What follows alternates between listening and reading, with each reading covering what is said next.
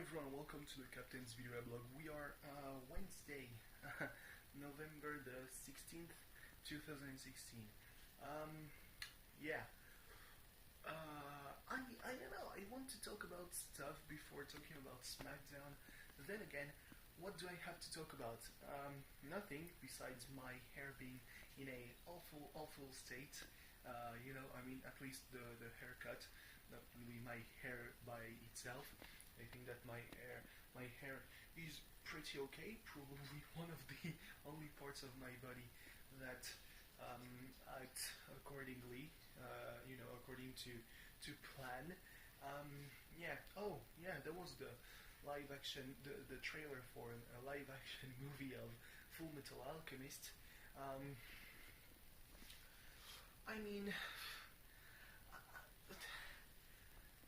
Come on, I know that it's Japan and they are on a tight budget and there's not a lot of Western actors who can speak Japanese, but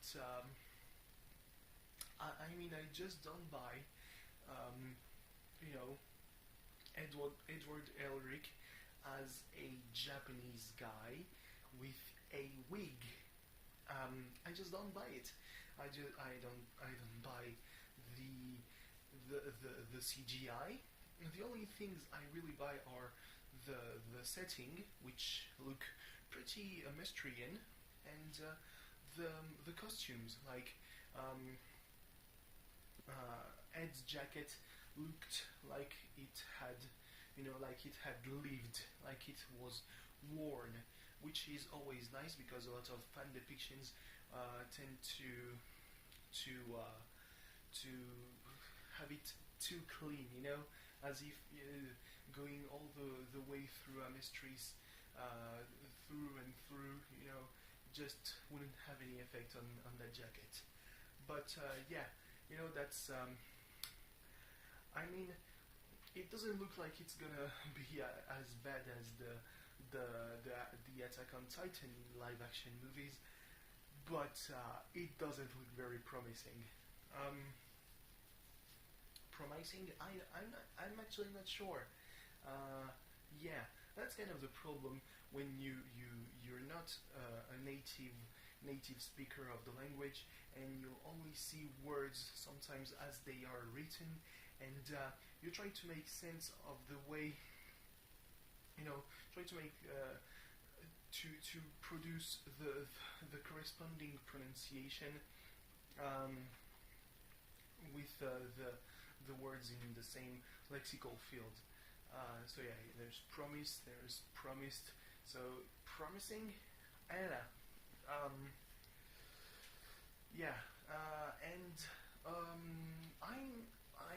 I do think that I'm like maybe 3 days late on seasonal anime because the latest stuff that I watched must have been the episode 7 of Magical Girl Raising Program. Mahou Shoujo Ikei Keikaku. It's incredibly fucked up. I'm gonna say it like it is. I just didn't expect it to be fucked up that way. Everyone was saying that it's kind of Madoka light. There's a deconstruction of the Mahou Shoujo that was operated through stuff like Madoka Magica and Yuki Yuna is a hero, but this one is a complete destruction of the genre. You see, genre is a word that I would have mispronounced like hell if I hadn't heard it, because the Americans, they are trying to pronounce it the French way, but the problem is that the final E in genre is kinda silent. So genre, pronouncing the E as an A for all that matters is maybe stretching it a little. because we're pronouncing it more as genre. You see, the R is literally the final sound, but that's because of the dynamics of the French language, which leads to some overcorrections like forte or coup de grace or yeah, I don't have much a lot of other examples, but basically get my drift. So anyway, Smackdown was it was the 900th show. Problem with having a celebration at this point at the same time as the go home show for Survivor Series is that, well, I mean, the card is going to be to get kind of bloated. So it started with what should have been maybe the main event. In any other SmackDown, it would have been the main event. Intercontinental title match, Miz versus Dolph Ziggler. The stakes are incredibly high because it was kind of hinted at that should Miz lose, he would be traded off to Raw. And also, the winner of the match takes the risk of potentially losing to Sami Zayn on Sunday and sending the IC title to Raw. Incredible stuff. Just an amazing match. I said that it was a during the live tweeting. I said that it was an amazing opener. It's an amazing match. It's pay-per-view quality. The Miz and Dolph Ziggler and even Daniel Bryan talked about it. Consistently have put great matches. They have got so much great stuff during their rivalry that I just don't want it to be over.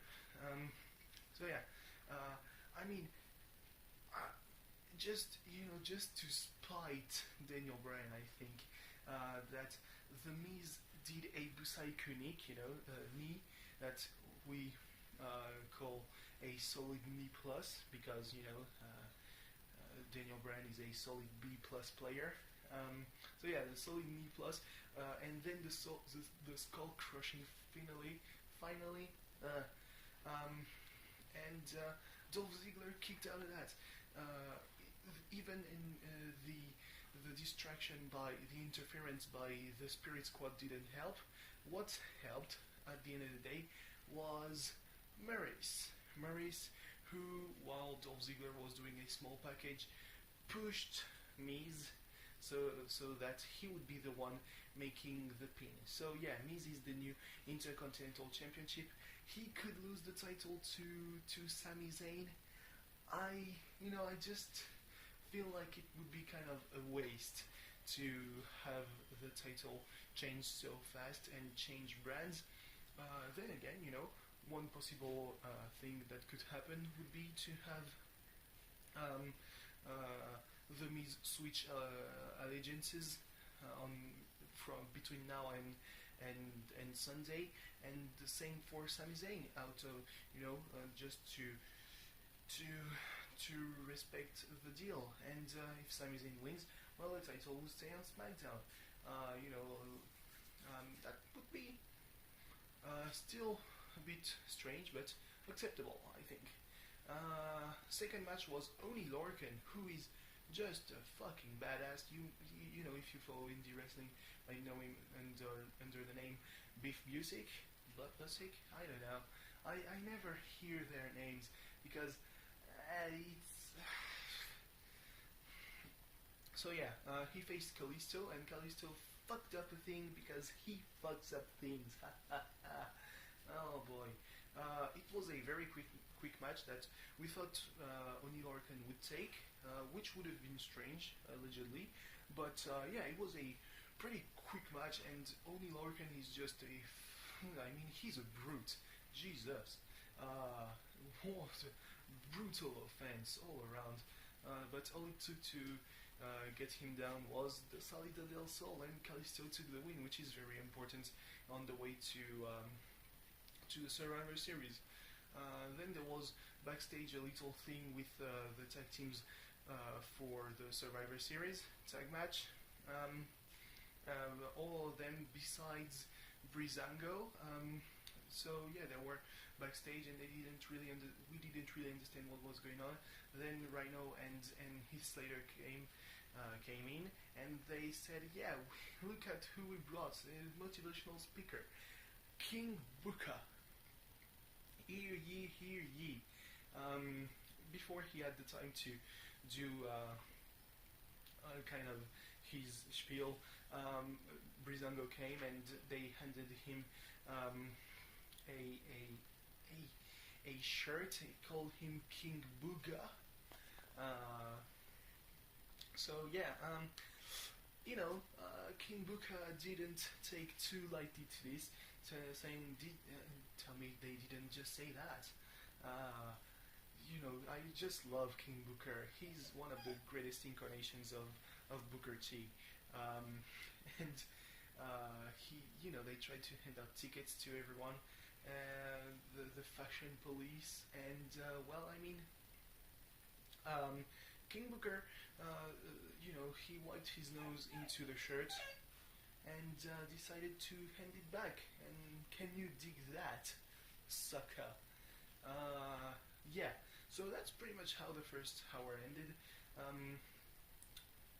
Out of all that, I don't think that much transpired on Talking Smack. Yeah, the Miz came back and said, you see that? I won the title. You said that you would trade me off. What are you gonna do? Which spawned a little discussion about the trade-offs, how that would work, with Daniel Bryan not really knowing how it would work. Then there was a match between Nikki Bella and Carmella, which wasn't really good. Then again, that wasn't, it was obvious that it wasn't the point. We had the reverse segment of the reverse version of the closing segment of Monday Night Raw, with the women of Raw beating up all 5 of them, even Bayley, 5-on-1 on Nikki Bella. Carmella had a moment of hesitation, decided to help Nikki, got quickly kicked, and then all the other women of Team Smackdown just rushed to the ring. Nia Jax came out. She started destroying people, but then she did the running thing into the barricade. Oh boy. Team Raw doesn't really look like they're a unit. Nothing brings people together like an invasion. That's kind of the thing.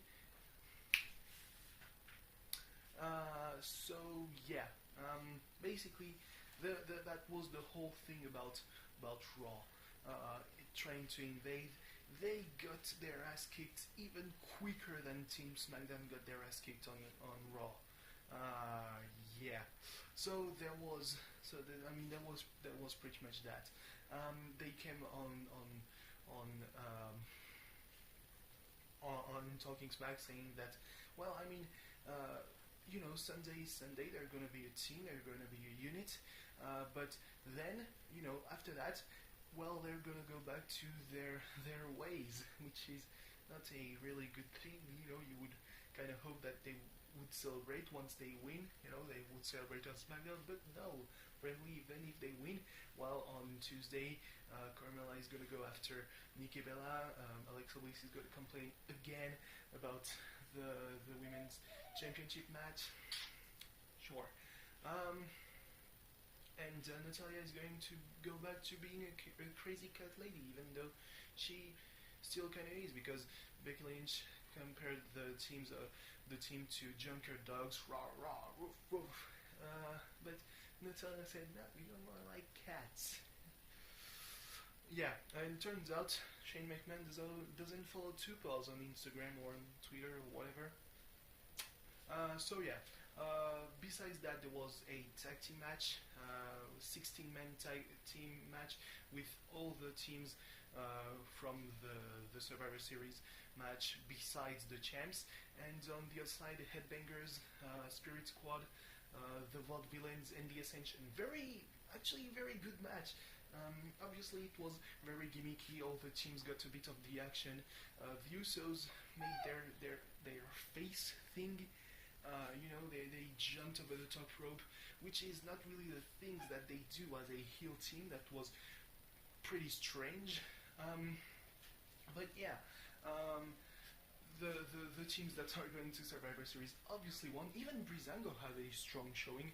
The Ascension too. Every team looked pretty great, even the headbangers. But at the end of the day, American Alpha, Grenade Bluetooth, and 1-2-3, they took the win. Then there was the Cutting Edge. Edge is back with his long hair and a full beard, really. Apparently because he's working on a series. And there was Tony Chimo. That was the only way they would have ruined the return of Edge would have been by not having Tony Chimo introduce the Radar Superstar. It just would have been lacking, but he was there and everything was good with the world. Was a bit of starting to bickering between the team because Bonehead and Hothead and James Ellsworth and Rated RKO and Bray Wyatt, the Viper, Randy that he's dead. So the Undertaker came out. He said, with the gong, he was like, "You're gonna cut that shit." And basically he said, well, I mean, if you don't win, I'm going to beat your ass, basically. And James Ellsworth had a 5-second pause with Edge on Talking Smack. He said that Shane was the right commissioner because he didn't know fear. And apparently he's coming back. I mean, he's what he said? Digging holes, something about digging holes. So apparently he's going back to be a full-time worker on Smackdown, which would be great. It's great. The Undertaker on Smackdown full-time. Okay, sure, I'll take it. Team Raw is going to rest in peace apparently. Maybe it will be a clean sweep for all three teams. Maybe it won't be, but Team Smackdown look more like real teams than Team Raw. Anyway, thanks for watching. See you tomorrow with talking about the final NXT before TakeOver Toronto with, I don't think there were many matches announced besides Andrade Cien Almas versus Cedric Alexander, but yeah, basically that's it. Thanks for watching, see you tomorrow, bye bye.